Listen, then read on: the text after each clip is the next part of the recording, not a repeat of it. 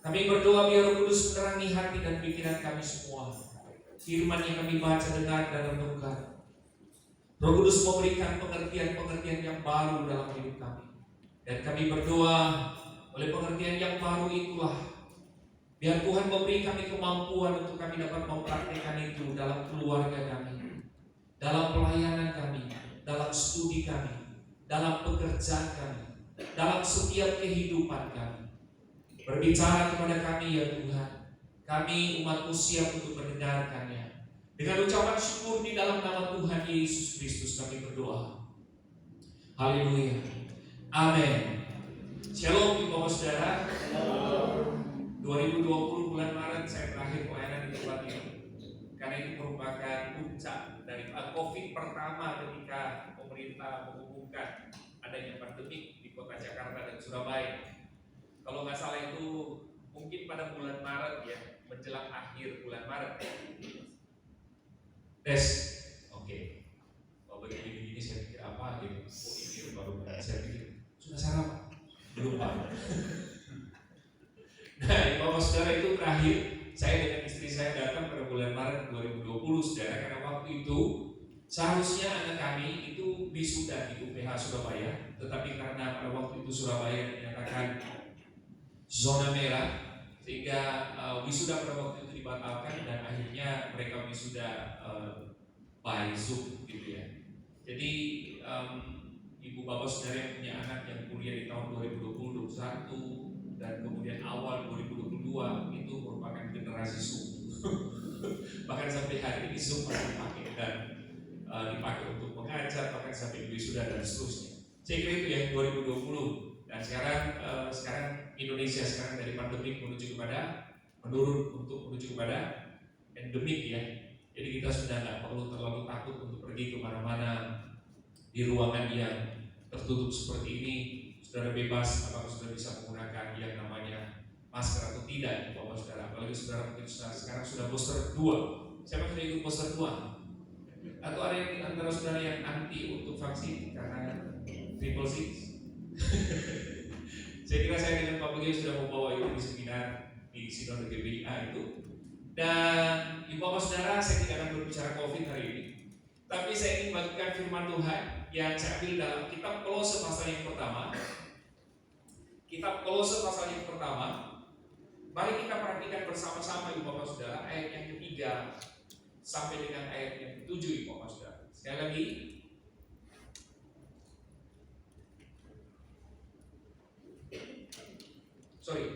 ayat yang ketiga sampai dengan ayat yang keenam. Kolose pasal yang pertama, ayat yang ketiga sampai dengan ayat yang keenam. Nah, saya itu ayat-ayat ini kita akan baca secara bergantian di Bapak Saudara. Nanti saya akan membacakan ayat yang ganjil, ayat yang keenam nanti kita akan baca bersama-sama dengan suara yang keras. Amin, Bapak Saudara. Amin. Sekali lagi, Kolose pasal yang pertama, ayat yang ketiga sampai dengan ayat yang keenam. Kami selalu mengucap syukur kepada Allah Bapa Tuhan kita Yesus Kristus setiap kali kami berdoa untuk kamu. Karena kami telah mendengar tentang iman-Mu dalam Kristus Yesus dan tentang kasih-Mu terhadap semua orang kudus. Oleh karena pengharapan yang disediakan bagi kamu di sorga, tentang pengharapan itu telah lebih dahulu kamu dengar dalam firman kebenaran yaitu Injil. Sama-sama yang ke-6, 3, 4. Yang sudah sampai kepada kamu, Injil itu berbuah dan berkembang di seluruh dunia. Demikian juga dengan kamu sejak waktu kamu mendengarnya dan mengenal kasih karunia Allah dengan sebenarnya. Nah, Bapak Saudara yang berkati Tuhan, waktu saya baca mulai dari pasal 1 kitab Kolose sampai pasal yang terakhir, memang saya tidak menemukan sebuah indikasi bahwa jemaat Kristen di Kolose itu mengalami penganiayaan atau mengalami penderitaan secara fisik, Bapak Saudara. Tapi ada satu hal yang sangat penting yang saya ketemukan di dalam pasal yang kedua ketika saudara kemudian membaca di sana bahwa persoalan paling terbesar yang diperhadapkan kepada jemaat di Kolose itu adalah sebuah pengajaran, Bapak Saudara. Dan Bapak Saudara diberkati Tuhan, jemaat di Kolose sebetulnya merupakan orang-orang Kristen yang tidak pernah dibentuk atau didirikan oleh Rasul Paulus, Bapak Saudara. Tapi munculnya orang-orang Kristen di Kolose itu disebabkan karena adanya seorang anak muda yang sangat bersemangat sekali dalam memberitakan Injil, Bapak Saudara. Ayat yang ke-7 di dalam pasal yang pertama, Bapak Saudara. Ayat yang ke-7 itu berkata begini, semuanya itu telah kamu ketahui dari Epafras, kawan pelayan yang kami kasihi, yang bagi kamu adalah pelayan Kristus yang setia. Yang mendirikan kekristenan di Kolose itu adalah Epafras, Bapak Saudara. Dan yang menarik dari tokoh ini adalah Epafras ini ketika dia lahir baru dan bertobat, Alkitab berkata, maka dia mendirikan kekristenan di kota-kota terbesar sebetulnya yang berada di Asia Kecil, yang kita tahu sekarang berada di sekitar Turki. Yang kalau saudara pernah mendengar Kapadokia, sudah pernah dengar Kapadokia? Sudah pergi ke sana? Belum pernah. Mudah jangan pergi ke sana, takut lagi gempa bumi kan. Kapadokia itu Bapak Saudara. Nah sebetulnya ada 3 jemaat yang didirikan oleh Epafras. Yang pertama adalah Kolose, yang kedua adalah Hierapolis, dan yang ketiga adalah Laodikia, Bapak Saudara. Nah dari 2 jemaat ini dicatat di dalam Alkitab. Yang tidak dicatat jemaatnya itu adalah Hierapolis. Kita hanya menemukan sebuah informasi dalam kitab Efesus bahwa kesanalah kemudian Epafras memberitakan Injil.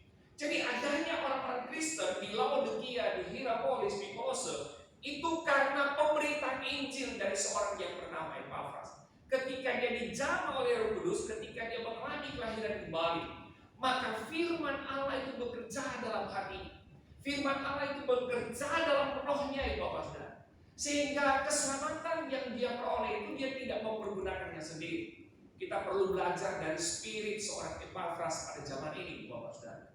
Sebab terkadang saya harus mengatakan ini, Bapak Saudara, bahwa orang-orang Kristen sekarang sudah ada pada zona kenyamanannya, Bapak Saudara.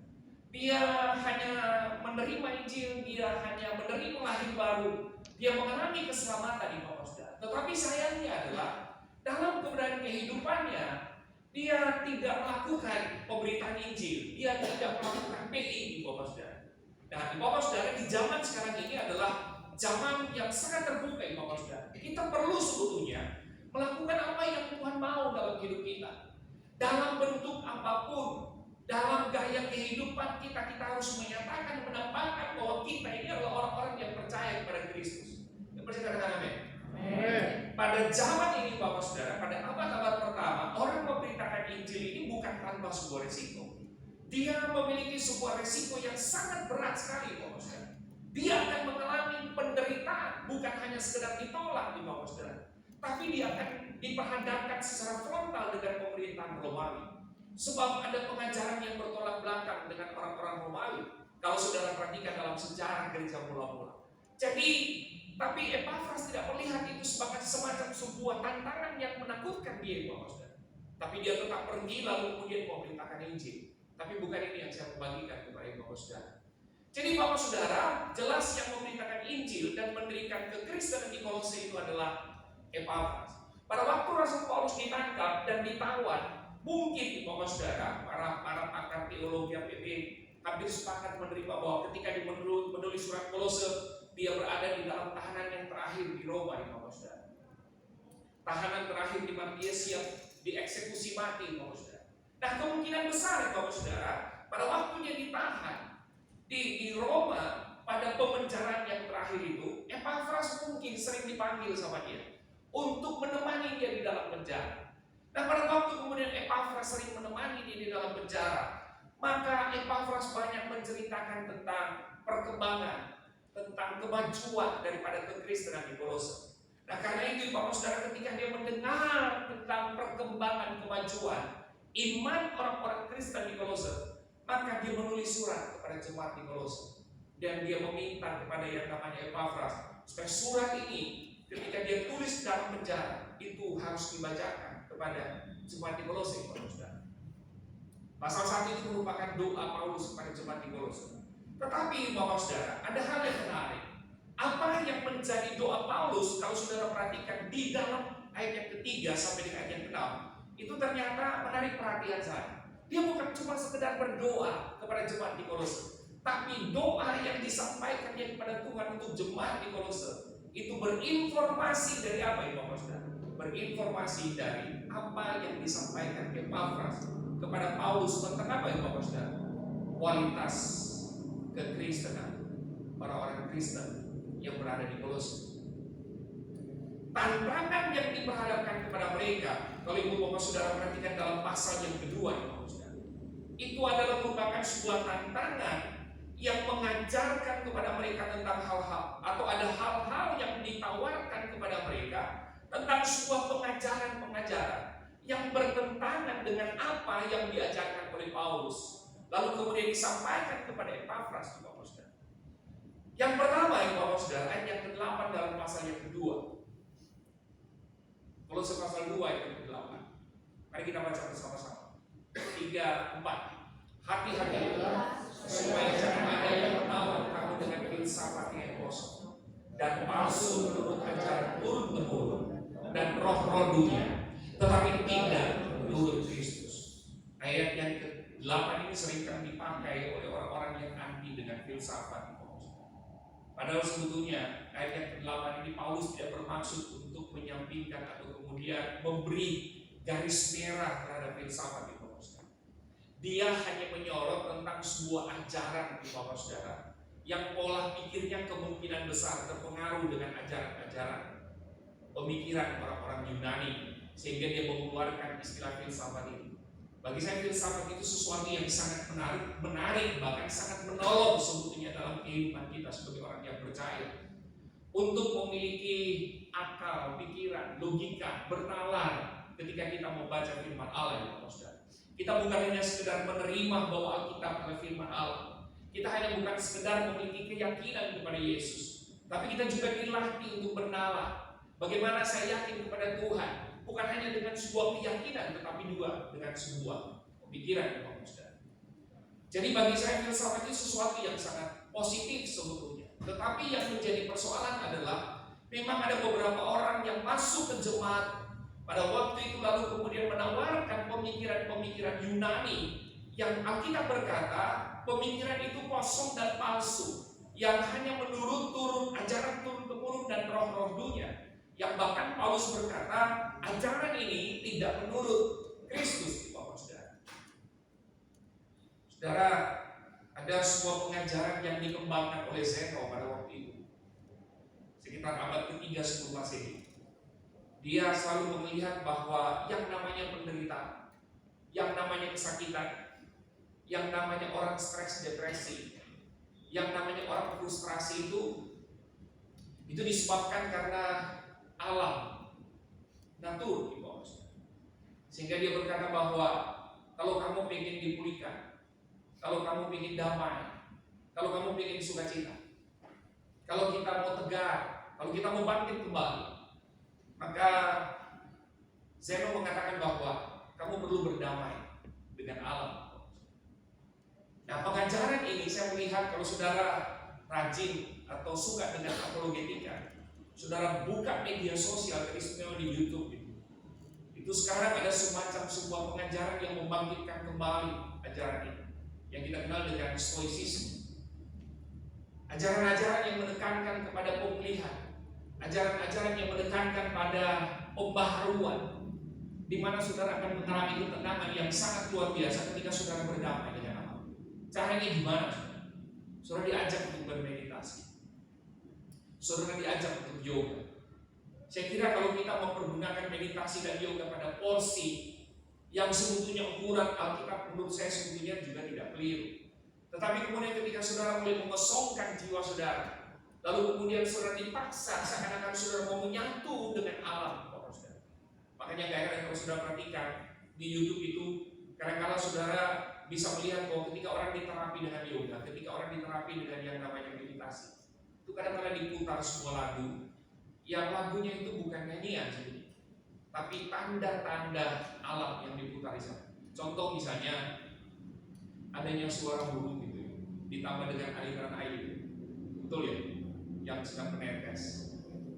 Lalu kemudian adanya angin sepoi-sepoi gitu, dan seterusnya. Jadi suara-suara itu, Bapak Saudara, itu diajar untuk kita betul-betul masukin ke dalam jiwa kita. Karena suara-suara itu dianggap merupakan berasal dari Allah. Jadi ketika saudara berdamai dengan Allah, maka saudara akan mengalami kelegaan dan seterusnya. Alkitab berkata penderitaan, kesakitan, frustrasi, depresi itu penyebabnya cuma satu, dosa, bukan karena Allah. Allah menjadi rusak dan seterusnya. Lalu kemudian menghajar kehidupan kita. Alkitab cuma berkata bahwa penyebab itu dari segala sesuatu adalah dosa itu, bukan karena Allah. Dan Alkitab berkata kalau saudara ingin dipulihkan, saudara memiliki sukacita dan damai sejahtera, jangan berdamai dengan Allah, tapi mari kita berdamai dengan Tuhan, dengan Kristus. Yang percaya katakan amin. Amin. Lalu kemudian ibu bapak saudara, ada lagi pengajaran-pengajaran yang kalau sudah perhatikan sekarang dikembangkan sedemikian rupa ya bapak saudara, di mana mereka menekankan bahwa yang paling penting dalam kehidupan kita adalah apa yang kita miliki, bukan apa yang kita miliki. Ukuran yang sering dipakai kepada kita tentang keberhasilan adalah apa yang kau punya. Dan sebetulnya pengajaran ini sangat kuat beredar pada abad-abad sebelum Kristus datang. Bahkan pada Kristus datang, pengajaran pun ini begitu kuat. Penekanannya pada materialisme. Dan tahu gak ya Bapak Saudara? Pengajaran materialisme ini pun sebetulnya sudah masuk, bukan hanya di luar, bahkan masuk ke kampus-kampus ini Bapak Saudara. Bahkan masuk juga di dalam gereja. Bahkan tanpa kita sadari ada beberapa teman hamba Tuhan juga yang mengkhotbahkan tentang penekanan bahwa betapa pentingnya persoalan ini. Jadi ukuran keberhasilan saudara adalah apa yang saudara miliki. Kalau saudara tidak miliki, berarti saudara tidak mengalami keberhasilan. Apa yang kau punya itu ditentukan dengan status sosial yang kita miliki. Jadi bapak saudara, kalau saudara punya handphone yang biasa saja, itu kadang-kadang kita merasa rendah diri. Tapi ketika kita pegang handphone yang mereknya iPhone, betul ya bapak saudara? Maaf ya, saya menyebut nama akhirnya. Kadang-kadang merasa diri seperti orang yang lebih punya uang daripada yang lain. Ketika saudara yang mungkin punya mobil yang biasa saja ya bapak saudara. Saudara kadang-kadang ketika ketemu dengan orang yang punya mobil yang mungkin Alphard dan seterusnya, saudara merasa rendah diri. Ukuran keberhasilan seseorang ada pada kekayaan.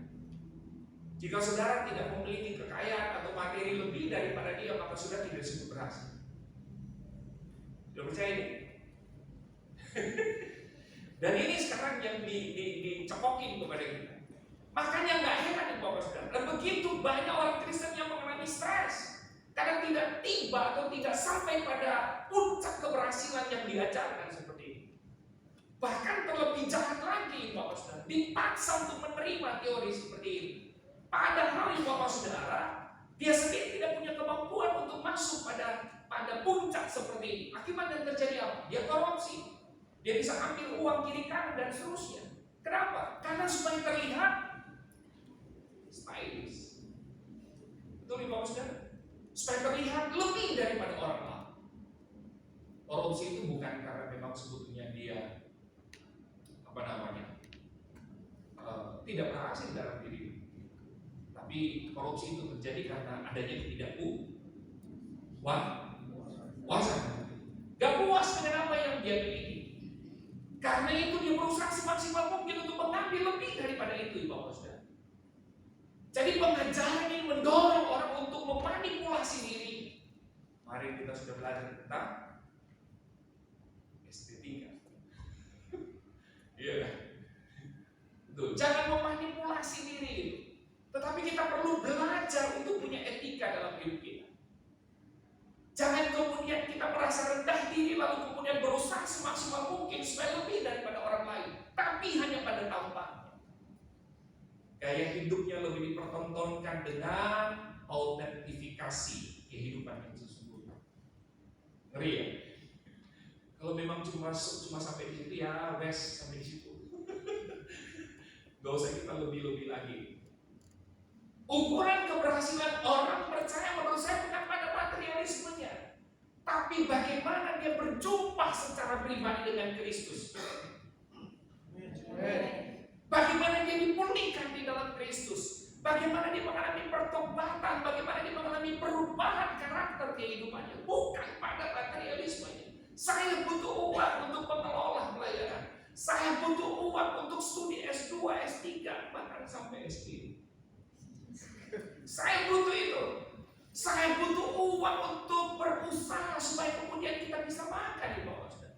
Tapi kemudian ketika saudara mau melihat bahwa semua semua mencari kebutuhan materialisme itu merupakan hal yang paling utama. Di situ yang menjadi persoalan.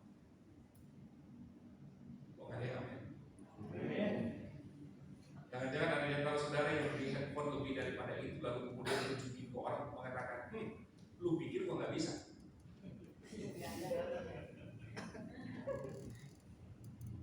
Mahasiswa yang biasanya kemarin karena terpengaruh dengan estetika, lipstiknya harganya cuma 15.000, set. Tapi kira-kira lebih daripada itu supaya lebih bagus lagi bibirnya, dibeli yang harga 150, set. Padahal uangnya nggak sampai segitu. Kalau ditunjukin ke Bapak Gio, Pak mantep nggak? Sudah estetis nggak Pak? Betul nggak ya Bapak? Jangan oleh karena sesuatu lalu kemudian ternyata memanipulasi diri. Kehilangan autentifikasi. Natural itu jauh lebih enak ya. Bukan ada. Lihat istrinya Kumadi. Kayaknya nggak pakai lipstick ya. Pakai. Oh tapi pakai lipstick yang sesuai dengan ini ya Pak. Warna bibirnya ya. Ada orang sok merahnya tuh lebih kalah dari Yesus.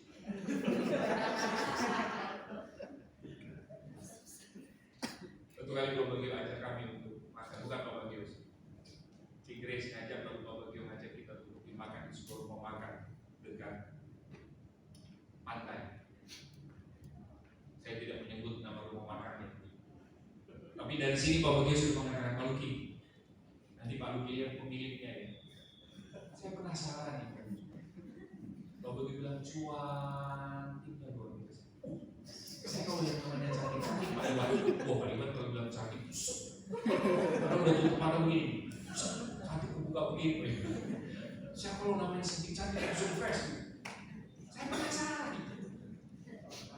Ketika sampai di rumah makan itu, Bapak, saya duduk di tempat pemakan. Bapak Gio panggil, Pak Luki sini, tolong pilih ikan dan susu. Waktu saya sampai ke sana, Bapak Saudara.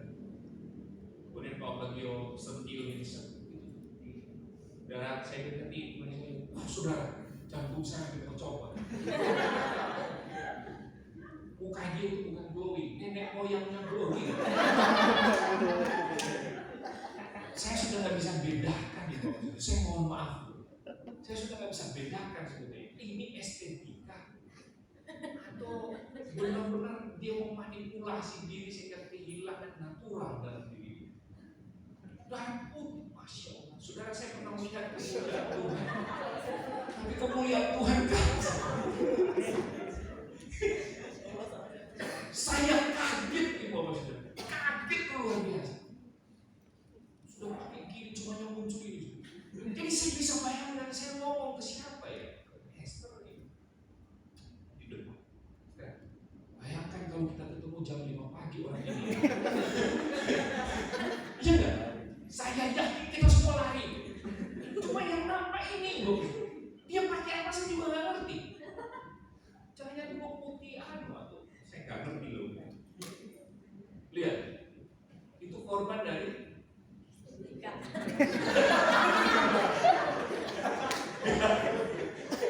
estetika itu penting. Asal cukup pada diri sendiri. Benar nggak? Kok nggak ada yang yakin? Jangan yang ini udah tipis di cloning rambut. Cloning rambut kan bagi kita yang udah botak-botak begini kayak saya, kalau begitu udah botak-botak. Tapi ini sudah. Tapi kalau nggak cloning dihajar bisa. Estetika tapi tahu diri. Benar nggak ya Bapak? Kita perlu perhatian. Mendingan kayak saya sama Pak Iwan. Rambut kita kayak dimanipulasi. Betul Pak Iwan? Kita dua sama Pak. Pak Iwan rambutnya putih, saya juga putih. Mardi? Bagus? Waduh, cek nih, cek. Bagus, kita berkara sampai pada masa tuamu.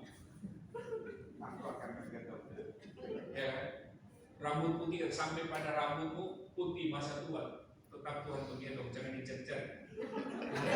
Nanti Tuhan gak kenal. Wah ini bagus warnanya.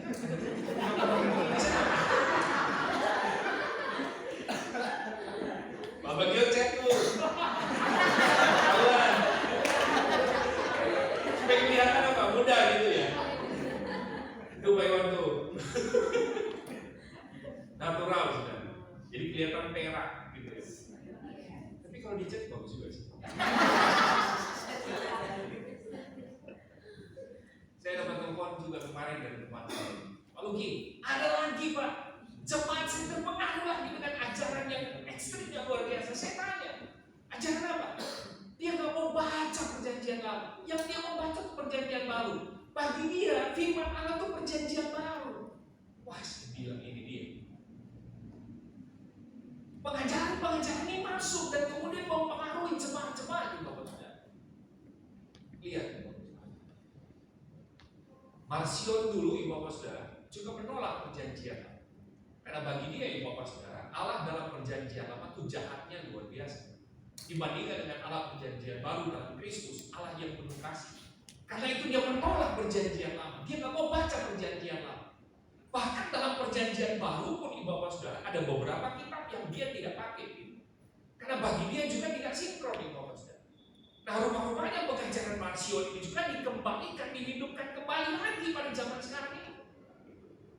Ya kan menurut saya agak-agak aja ibu bapak saudara. Saudara melanggar hukum ketika gereja berkumpul di Laodikia lalu kemudian melakukan pengkanonisasian Alkitab kita ibu bapak saudara. Bapak-bapak gereja ketika berkumpul di Laodikia pada tahun 325 kemudian merumuskan kitab-kitab mana yang harus kita terima dan itu adalah kebenaran firman Allah, otoritas Tuhan ada di sini. Dan menurut saya tidak kebetulan ketika mereka melakukan kanon ibu bapak saudara. Betul nggak ibu bapak saudara? Covid itu ibu bapak saudara salah satu kemudian menghajar gereja adalah tidak bisa ibadah secara onsite. Betul ya? Karena ada PSBB. Nah lalu kemudian karena tidak bisa ibadah secara onsite, akibatnya apa? Banyak kemudian gereja mulai belajar teknologi. Lalu kemudian khotbah direkam sedemikian rupa, di live lalu kemudian diposting kemudian di beberapa media sosial, di Facebook kemudian, lalu ada juga di YouTube. Tetapi persoalan yang kadang-kala yang menjadi masalah adalah tidak semua bisa saja, tidak semua khotbah-khotbah yang disodorkan di YouTube itu, ibu bapak saudara, yang bisa dapat membangun, bahkan memberi kita pengetahuan firman lebih lagi, ibu bapak saudara. Bisa saja yang diajarkan itu bisa keliru, ibu bapak saudara. Betul kan, ibu bapak saudara? Mari kita beribadah secara online. Nah, ibu bapak saudara yang berada di rumah, saudara buka channel YouTube dan seterusnya. Padahal belum tentu dia nonton gereja lokalnya sendiri ketika hamba Tuhan dia berkhotbah. Dia bisa nonton gereja lokal yang lain ibu bapak saudara. Dan belum tentu ibu bapak saudara apa yang diajarkan oleh itu adalah sesuai dengan kebenaran firman. Yang kita makan tidak sesuai dengan apa yang diajarkan kepala saudara. Dan itu yang terjadi beberapa jemaat. Teman-teman saya menelpon, Pak, banyak jemaat saya terpengaruh dengan itu. Bapak saudara, ini merupakan hal yang sangat mengerikan menurut saya. Karena itu kenapa saya perlu sampaikan ini kepada Bapak saudara. Selain ajaran filsafat di Bapak saudara, pasal 2 itu kalau saudara perhatikan ayat 16. Bisa dikatakan karena itu janganlah kamu biarkan orang menghukum kamu mengenai makanan dan minuman atau mengenai hari raya, bulan baru ataupun hari Sabat. Kemungkinan besar ini Bapak saudara adalah orang-orang Yahudi Bapak saudara masuk ke jemaat Kristen lalu mengatakan betul kamu sudah diselamatkan oleh karena anugerah, oleh karena kasih karunia. Tetapi anugerah Tuhan, kasih karunia yang Dia berikan kepada kamu itu belum lengkap. Kamu harus plus, tambahkan lagi supaya kehidupan kamu lebih terlihat suci, kehidupan kamu supaya terlihat lebih kudus, kehidupan kamu keselamatannya lebih afdol. Kira-kira begitu. Maka kamu perlu menambahkan lagi aturan-aturan yang tadinya pernah kamu belajar dari hukum Taurat. Apa itu? Hormati hari raya, hormati hari Sabat, jangan makan ini, jangan makan itu, dan seterusnya. Filipi pasal 3 ayat kedua. Hati-hatilah terhadap anjing-anjing, hati-hatilah terhadap pekerja-pekerja yang jahat, hati-hatilah terhadap penyunat-penyunat yang palsu. Dalam terjemahan yang lain, kata hati-hati terhadap penyunat-penyunat yang palsu itu diterjemahkan begini. Para guru palsu ini yang mengatakan bahwa untuk diselamatkan saudara harus dikitat. Sudah tahu arti dikitat? Disunat. Sunat merupakan persyaratan mutlak supaya kemudian anugerah yang kita terima dari Kristus semakin sempurna, katanya. Paulus berkata tidak. Saya menolak itu. Kristus merupakan hal yang paling utama. kata Paulus. Karena itu pengenalan akan Kristus merupakan hal yang jauh lebih penting bagi Paulus. Kristus merupakan hal yang paling sentral dalam hidup dia. Lalu kemudian dalam ayat 18 dalam Kolose pasal 2 ya Bapak Saudara. Janganlah kamu biarkan kemenanganmu digagalkan oleh orang-orang yang kurang merendahkan diri dan beribadah kepada malaikat, serta berkanjak pada penglihatan dan tanpa alasan membesar-besarkan diri oleh pikirannya yang duniawi. Saudara, saya kira ini juga ada hubungan sedikit dengan orang-orang Yahudi, karena orang-orang Yahudi juga percaya kepada malaikat, dan malaikat itu perlu disembah. Dunia spirit sekarang begitu luar biasa juga mempengaruhi kita, Bapak Saudara. Kebenaran tidak menjadi hal yang mutlak benar, tapi menjadi relatif bagi mereka dan seterusnya. Jadi Bapak Saudara yang berkati Tuhan, ada begitu banyak pengajaran-pengajaran yang mulai masuk lalu kemudian mempengaruhi mereka, menawarkan itu kepada mereka. Maka nanti kalau saudara kurang ayat 20 sampai 23 di dalam pasal 2 ayat 20 sampai 23 saudara baca saja di rumah. Itu mereka menawarkan tentang hidup kekekalan di luar Kristus di bawah saudara. Mereka menawarkan sebuah pengharapan baru kepada mereka, kepada orang-orang Kristen yang berada di Kolose, bahwa supaya kamu benar-benar yakin dengan pengharapan keselamatan, maka kamu perlu membunuh pengharapan kamu di dalam Kristus. Dan seterusnya. Sekarang ini pengajaran-pengajaran ini begitu hebat dan mempengaruhi jemaat Kristen yang berada di Kolose. Pertanyaannya adalah, apakah orang-orang Kolose kemudian terpengaruh dengan cara ini? Ini menarik. Apakah orang-orang Kristen lalu kemudian Bapak Saudara menerima tawaran itu, Bapak Saudara? Apakah orang-orang Kristen lalu kemudian membuang Kristus lalu kemudian menerima tawaran itu? Mari kita perhatikan ayat 3 dalam pasal 1 tadi, ayat 3 sampai dengan ayat 4. Ayat 3 sampai dengan ayat 4. Alkitab berkata begini, kami selalu mengucap syukur kepada Allah Bapa Tuhan kita Yesus Kristus setiap kali kami berdoa untuk kamu, karena kami telah mendengar. Tadi saya katakan ini isi doa Paulus, tapi sekali lagi isi daripada doa Paulus itu menunjukkan informasi yang dia terima dari Epafras tentang apa itu, Bapak Saudara? Kualitas kekristenan orang-orang Kristen yang berada di Kolose. Paulus berkata, karena kami telah mendengar tentang apa itu, Bapak Saudara? Imanmu dalam Kristus Yesus dan tentang kasihmu terhadap semua orang kudus. Kalau saudara perhatikan dalam terjemahan sederhana Indonesia, ayat yang keempat itu diterjemahkan begini, kami bersyukur karena mendengar bahwa kalian terus percaya penuh kepada Kristus Yesus dan sangat mengasihi semua umat. Saudara, ternyata dari informasi ini saya menemukan bahwa tidak ada satupun orang-orang Kristen yang berada di Kolose terpengaruh dan menerima ajaran dan tawaran-tawaran tadi, Bapak Saudara. Kenapa? Ini dia, Bapak Saudara. Alasannya sederhana. Alkitab berkata karena iman mereka itu hanya tertuju kepada satu pribadi. Kepercayaan mereka, keyakinan mereka itu tidak tertuju kepada hal yang lain. Atau dengan kata lain, iman dan keyakinan mereka tidak dibangun di luar Kristus.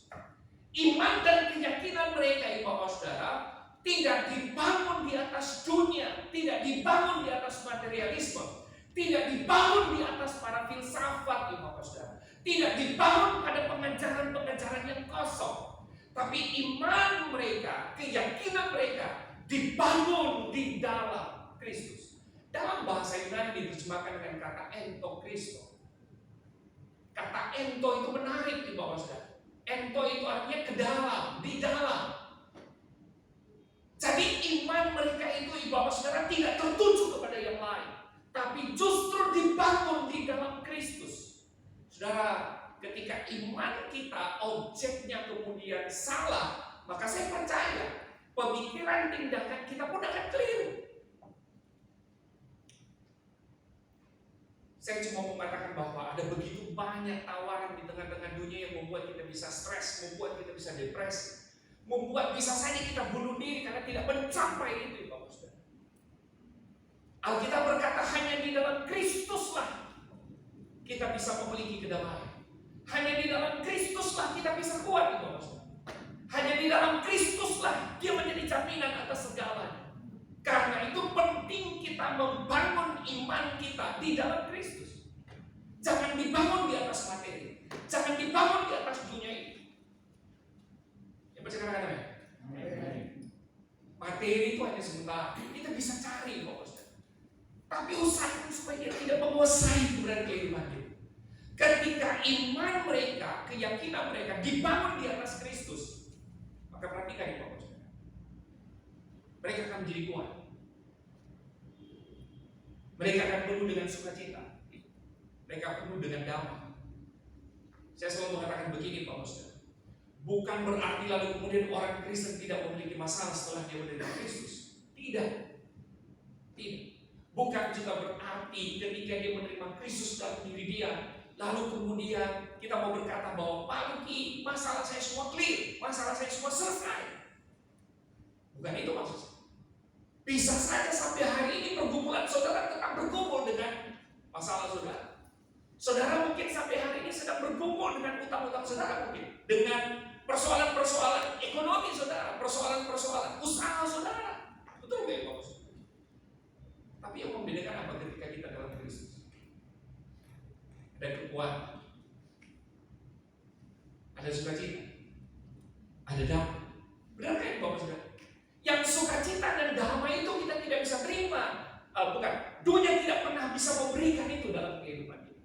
Dunia memberikan kepada kita sesuatu yang di luar dari sukacita dan damai sejahtera. Dan kalaupun saudara merasa sukacita, itu sifatnya temporer, hanya berlaku pada waktu itu. Tapi saya percaya di dalam Kristus, Yesus sendiri berkata, aku pergi dan meninggalkan damai sejahtera itu bagi kamu. Amin. Karena itu begini Bapak Saudara. Kalau saudara mau kuat, tidak terpengaruh dengan apapun juga yang ditawarkan oleh dunia, membuat kita stres, depresi, membuat kita sakit itu luar biasa. Mari bangun iman saudara kepada Kristus. Bangun iman saudara di dalam Kristus. Iman itu merupakan anugerah yang Tuhan beri dalam hidup kita sehingga kita percaya kepada Yesus. Yang percaya katakan amin. Tapi rupa-rupanya ya Bapak Saudara, dalam perjalanan kehidupan kita perlu terus untuk apa Bapak Saudara? Membangun iman itu dalam hidup kita. Bahasa saya sederhana adalah kita perlu terus menghidupi iman itu dalam diri kita. Amin Bapak Saudara. Objek iman kita itu jelas, Kristus, bukan yang lain. Dalam Filipi pasal 3, tadi saya sudah jelaskan ayat yang keempat sampai dengan yang ke-8 itu. Paulus kemudian memberi sebuah argumentasi bahwa kalau kamu masih menitik beratkan pada hukum Taurat, aku lebih daripada itu. Sebab aku ini berasal dari golongan Farisi, berasal dari suku Benyamin. Dia menekankan kata-kata ini untuk menunjukkan bahwa dia itu lebih hebat sebetulnya dari golongan yang lain.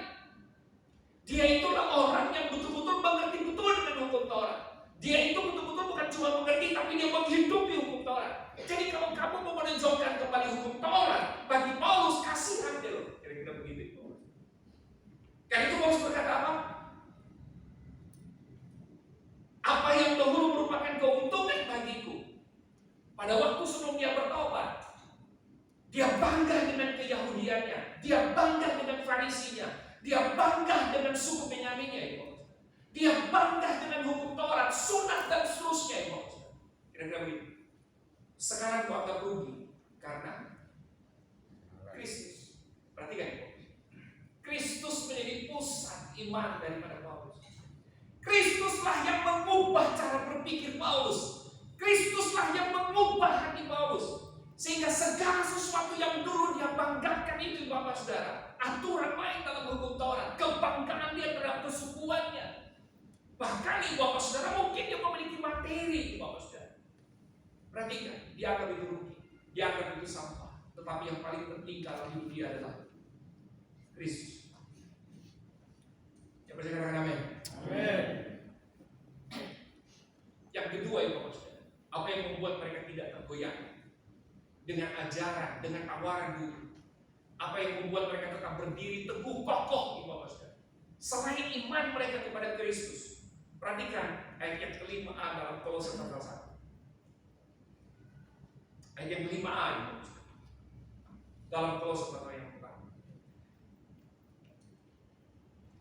Oke, tentang pengharapan itu telah oleh karena pengharapan yang disediakan bagi kamu di sorga.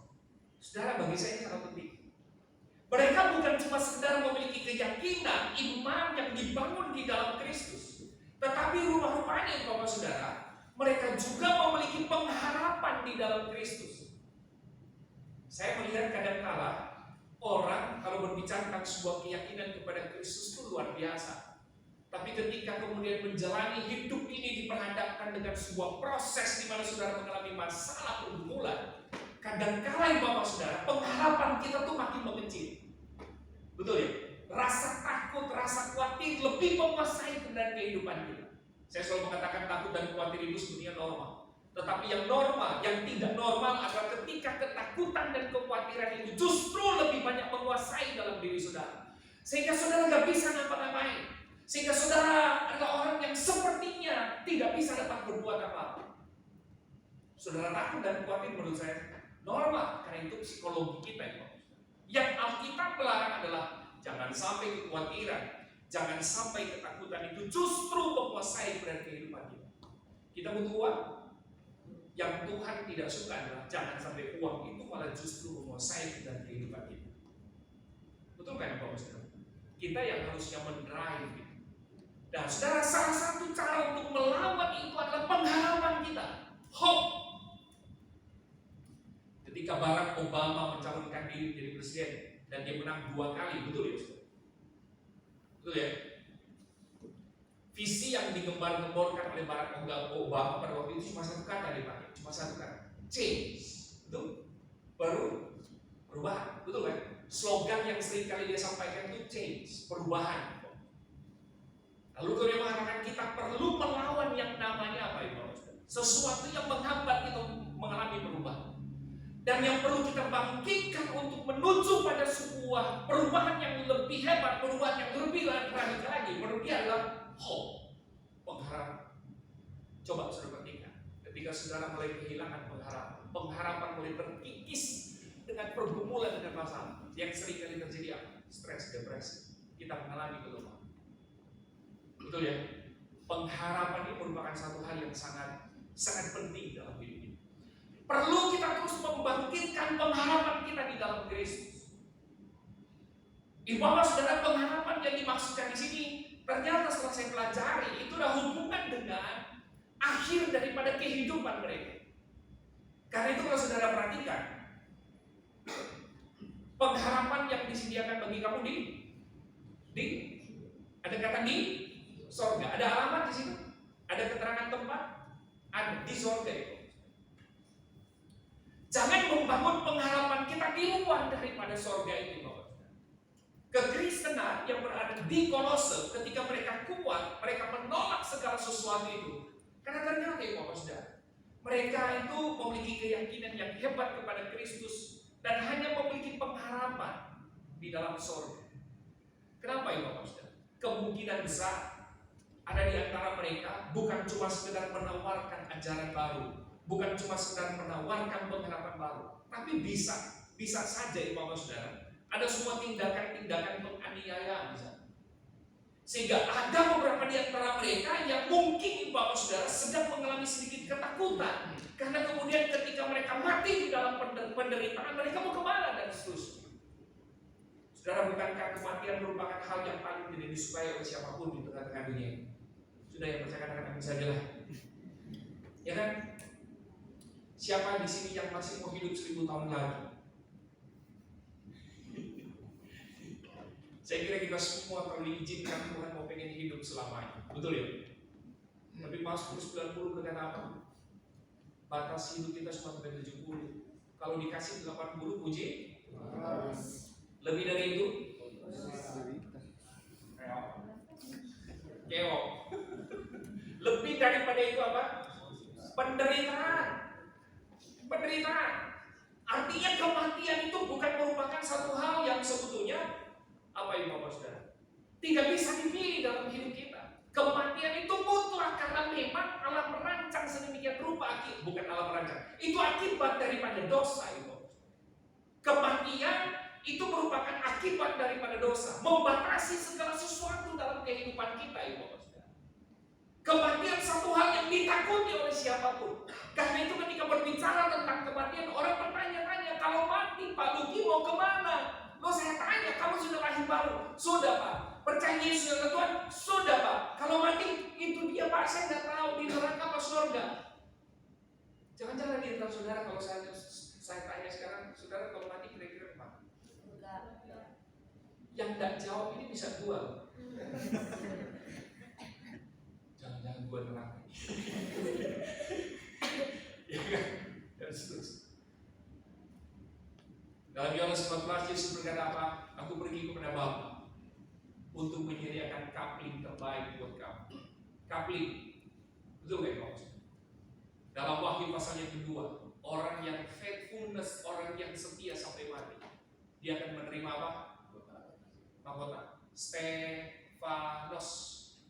Mahkota tidak berbicara keselamatan. Saudara dan saya sudah diselamatkan. Mahkota itu adalah upah daripada orang yang setia kepada Kristus. Amin. Yang kiri enggak, cuma kanan. Saya tahu yang Yahudi ini mahasiswa teologi, Pak. Belum tentu juga mereka benar. Karena ini doktrinasi, betul Pak Sugeng ya? Tapi Allah berkata orang yang setia kepada Kristus, dia akan menerima mahkota. Amin. Mau takut mati? Enggak sih Pak, tapi kalau boleh jangan sekarang. Amin. Saudara, kita berkata apa yang menjadi ketakutan kita tentang kematian. Perhatikan Bapak Saudara, Alkitab berkata telah diselesaikan oleh Kristus di atas kayu salib. Melalui apa Saudara? Di dalam kematian dan kebangkitannya. Karena itu kita tidak perlu takut dengan kematian. Sebab ada pengharapan kekekalan yang dijaminkan Kristus kepada kita. Ada yang amin? Amin. Yang tua-tua seharusnya saya berharap katakan amin gitu. Amin. Jadi Bapak Saudara, yang paling ditakuti oleh manusia adalah dosa dan kematian, bukan? Tetapi sekali lagi ini yang saya suka ulang-ulang, Kristus telah menyelesaikan semuanya di atas kayu salib. Melalui apa? Melalui kematian dan kebangkitannya dari kubur. Kalau Kristus tidak dibangkitkan, kita berkata apa? Sia-sia keyakinan kita, sia-sia penginjilan kita. Dan yang terakhir adalah dosa masih menguasai hidup kita. Artinya tidak ada satupun dalam kehidupan kita yang berada dalam kerajaan surga. Tapi hari ini kabar baik buat kita. Siapa yang masih ragu-ragu surga atau neraka, tentukan pilihan. Amin. Jangan pernah takut dengan yang namanya kematian. Kristus telah menyelesaikan secara sempurna di atas kayu salib. Amin. Dia mati, tapi dia bangkit kembali. Itu menunjukkan sebuah jaminan yang tidak main-main bagi pengikut Kristus itu. Makanya saya selalu berkata kepada jemaat yang berada di Manado itu, kita semua akan mati. Kita semua akan meninggalkan dunia. Tapi jangan pernah takut dan khawatir terhadap Kristus yang merupakan jaminan kekekalan dalam hidup kita. Athanasius, seorang bapak gereja yang sangat luar biasa, dia berkata begini, ketika kita mati maka kita tidak binasa, melainkan hidup. Kita bertahan buat Tuhan. Saya akhiri kan, belum selesai. Dari mana ya Bapak Saudara? Keyakinan dan pengharapan mereka itu begitu kuat. Dari mana datangnya iman dan pengharapan mereka kepada Kristus tak tergoyahkan itu? Dari mana itu datang dalam hidup mereka? Dan itulah yang kemudian membentuk keyakinan dan pengharapan mereka yang begitu hebat di Bapak Saudara. Dari mana itu Bapak Saudara? Mari kita perhatikan ayat yang kelima B sampai dengan ayat yang ke-6. Saya akan akhiri di sini. Ayat yang kelima B. Nanti ayat yang ke-6 kita baca bersama-sama ya. Tentang pengharapan itu terlebih dahulu kamu dengar dalam firman kebenaran, yaitu Injil. Ayat yang ke-6 kita baca sama-sama. 3-4. Yang sudah sampai kepada kamu, Injil itu berbuah dan berbagus. Demikian juga di antara kamu, sejak waktu kamu mendengarnya dan mengenal kasih karunia Allah dengan sebenar.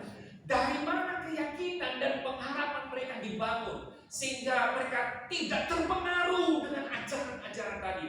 Mereka tetap konsisten bahwa Kristus merupakan pusat perhatian mereka. Alkitab berkata dari Injil. Percaya kami? Amin. Dari firman. Pengharapan mereka dibangun, keyakinan mereka dibangun dari firman Allah.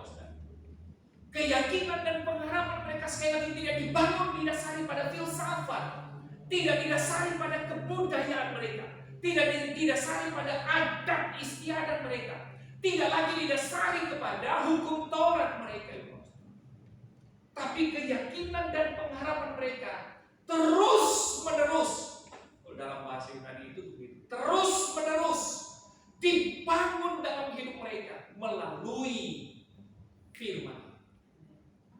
Yang percaya katakan amin. Karena itu Bapak Saudara, jangan sampai Alkitab kita dibeli dengan harga yang mahal, tapi kemudian ternyata itu jadi pajangan dalam rumah saudara. Nanti saudara kemudian bawa dan baca pada hari Minggu saja. Jangan. Apa yang diajarkan oleh Paulus dan kemudian diteruskan oleh yang namanya Epafras setiap hari, itulah yang disampaikan Epafras kepada siapa? Orang-orang Kristen yang berada di Kolose. Sumber pengajaran Epafras berasal dari Paulus. Sumber pengajaran Paulus berasal dari Roh Kudus. Itulah yang disampaikan kepada jemaat di Kolose. Itulah yang setiap hari mereka dengar. Kristus yang mereka dengar itu adalah merupakan bersumber dari Roh Kudus yang diberikan kepada Paulus dan diteruskan kepada Epafras. Saudara, perbanyak telinga kita mendengar firman Allah. Amin. Alkitab berkata apa? Iman muncul dari pendengaran akan firman Allah. Yang percaya katakan. Mau iman kita akan kuat, pengharapan kita kuat. Alkitab berkata, baca firman Tuhan. Renungkan firman Tuhan. Saya bisa membayangkan bagaimana ibu bapak saudara yang jarang membaca dan merenungkan firman. Bahkan ibu bapak saudara yang tidak pernah hadir dalam ibadah, dalam pertemuan-pertemuan ibadah. Saya bisa membayangkan kualitas iman dan pengharapan saudara. Terkadang saja, maaf, orang yang sering membaca merenungkan firman Tuhan ketika diperhadapkan dengan masalah goyak sedemikian rupa. Apalagi bapak saudara yang tidak pernah membaca firman Tuhan. Hanya membaca firman Tuhan ketika saudara datang ke gereja. Membaca firman Tuhan ketika saudara ada di dalam ibadah. Tapi tidak menjadikan membaca firman Tuhan itu sebagai gaya hidup kita. Amin, bapak saudara. Pak, membaca firman dan merenungkan firman itu adalah tugas dan kewajiban para hamba-hamba Tuhan. Siapa bilang? Mana ayatnya? Tidak ada. Setiap orang Kristen yang percaya kepada Kristus, kita perlu membaca dan merenungkan firman. Supaya kemudian bapak saudara, apa yang ada di firman itulah yang akan kemudian membangun kehidupan kita. Saya tutup dengan ini. Matius pasal 7 itu, Yesus memberikan sebuah analogi yang sangat menarik. Orang yang mendengar dan melakukan firman dianalogikan dengan dua kelompok. Kelompok yang pertama adalah orang yang membangun rumah di atas pasir. Analogi yang kedua adalah kelompok orang yang membangun rumahnya di atas sebuah batu. Alkitab berkata, ketika datang badai, ketika datang hujan di bawah saudara, ketika datang masalah dalam hidup mereka, maka Alkitab berkata, kelompok yang membangun rumah di atas pasir, Alkitab berkata apa? Hancur, hanyut di bawah saudara. Tidak ada satupun yang tersisa dalam hidup mereka. Tetapi kemudian kelompok yang membangun rumah di atas sebuah fondasi, di atas sebuah batu, Ibu Saudara. Ketika datang badai, ketika datang hujan, Ibu Saudara, Alkitab berkata apa? Dia tetap berdiri, tidak tergoyah. Amin. Seberapa besar keyakinan dan pengharapan Ibu Saudara ketika kuat menghadapi sebuah persoalan dan pergumulan. Maaf, kalimat saya mungkin agak sedikit salah dan bertentangan secara logika, tapi ini yang saya mau sampaikan. Sangat tergantung kepada seberapa banyak saudara membaca, mendengar, dan merenungkan firman. Saudara banyak merenungkan, membaca firman Allah. Saya percaya firman ini akan menjadi hidup dalam hidup saudara. Alkitab berkata menjadi remah bagi kita. Amin. Mari pemain musik dan ya. Amin, Bapak Saudara. Seberapa kuat kita menghadapi sebuah badai dan jatuhnya kita ketika diperhadapkan dengan sebuah badai. Sekali lagi, kualitas kita di dalam membaca dan merenungkan firman Allah itu sangat menentukan. Karena itu, mari kita terus membaca firman Tuhan. Mari kita terus merenungkan firman Allah. Mari kita terus datang dalam ibadah untuk mau belajar apa, saudara? Firman Allah. Yang percaya katakan amin. Saudara, di sebuah video yang beredar di media sosial, ketika Alkitab dibawa di satu komunitas perkumpulan orang-orang yang percaya Tuhan di sebuah kota di Cina, sudah pernah melihat video ini? Pernah melihat? Sudah ketika Alkitab itu dibuka dari dus dan kemudian saudara mau dibagikan kepada komunitas ini, itu gak sempat diambil dan dibagikan. Tapi semua berlari dengan menangis, meneteskan air mata, menangis dengan sungguh-sungguh mengambil Alkitab dan mereka cium, mereka peluk, Ibu Saudara. Kenapa? Mereka bergerilya iman mereka di bawah tanah. Sebab kalau ketahuan mereka akan ditangkap, dimasukin ke dalam penjara. Tapi Bapak Saudara, ketika Alkitab itu datang dibuka, mereka lari, Bapak Saudara, mendekati dus itu, diambil, kemudian mereka menangis. Itu seperti harta dalam karung. Amin. Amin. Alkitab itulah yang membuat mereka kuat, tidak takut mau ditangkap, mau dimasukin ke dalam penjara. Sebab mereka percaya firman itulah yang akan semakin menguatkan iman dan pengharapan mereka kepada Tuhan. Amin. Firman ini, jangan bangun iman, keyakinan dan pengharapan saudara pada materialisme, pada dunia ini. Karena Matius pasal 24 berkata apa? Sekali kelak semua itu akan dihancurkan dan yang akan berdiri tegak cuma satu kerajaan, yaitu kerajaan tak tergoncangkan, yaitu kerajaan surga, di mana Kristus adalah Raja di atas segala raja. Amin. Bangun iman dan keyakinan pengharapan kita di dalam firman. Saat tiada jalan, hadapi persoalan. Yesus ada di sana. Yesus ada di sana dan memberiku jawaban.